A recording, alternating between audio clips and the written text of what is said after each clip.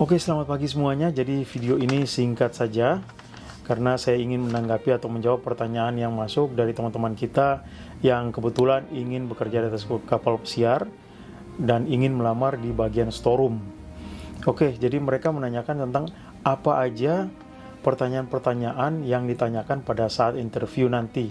Oke, jadi biasanya ini yang saya tahu dari pengalaman teman-teman saya yang sudah lolos interview kemarin.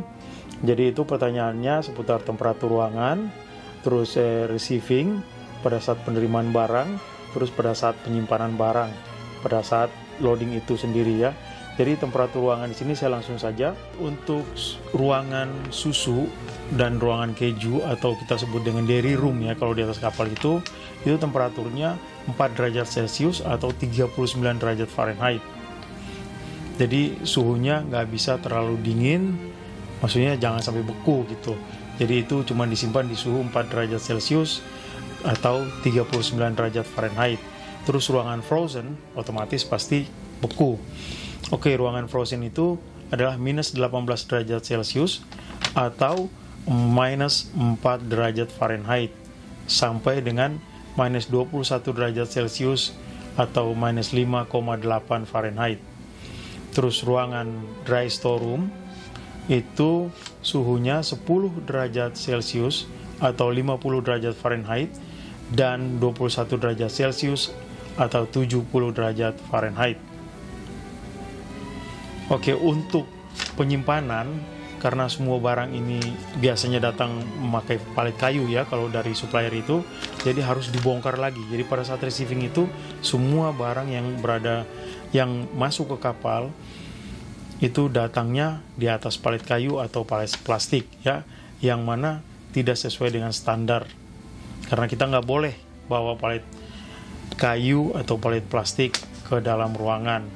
Pada saat loading kita masukin dan kita langsung pindahin ke atas palet stainless steel.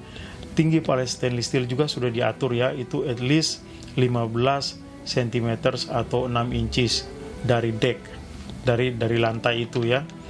Jadi tinggi palet adalah 6 inches atau 15 cm dari atas permukaan lantai. Terus receiving procedure, ini yang biasa ditanyain juga, prosedur penerimaan.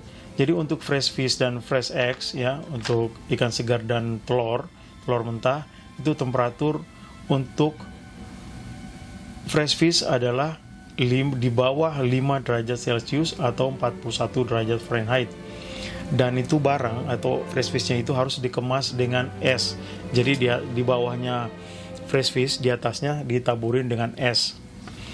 Dan selanjutnya untuk fresh egg sendiri, itu kalau di Amerika kan requirement-nya 7 derajat Celcius atau 45 derajat Fahrenheit. Sebenarnya sih di bawah itu lebih bagus ya. Jadi kondisi telurnya harus utuh, nggak ada retak atau pecah. Ya, jadi itu aja untuk bagian penerimaan. Jadi pada saat receiving untuk barang-barang ini yang PHF, Potential Hazardous Food, itu harus dicek seperti itu. Jadi kalau untuk frozen food, itu semua barang udah jelas pada saat penerimaannya harus masih beku. Ya, masih beku, benar-benar keras, benar beku. Oke, jadi untuk penyimpanan fresh eggs dan ready to eat food itu biasanya dipisahkan.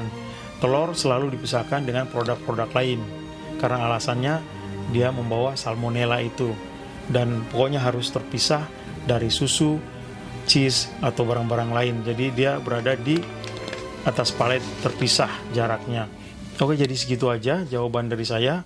Jadi ini dari rangkuman yang saya terima dari teman-teman kita yang sudah melewati interview kemarin dan sekarang alhamdulillah sudah bekerja di atas kapal sebagai storeman. Jadi kalau misalnya masih ada lagi pertanyaan, tolong tulisin aja di kolom komentar, nanti saya bikinin videonya. Oke, dan akhirnya segitu dulu video singkat saya kali ini, dan semoga bisa membantu ya pada saat interview nanti. Oke, thanks for watching, good luck.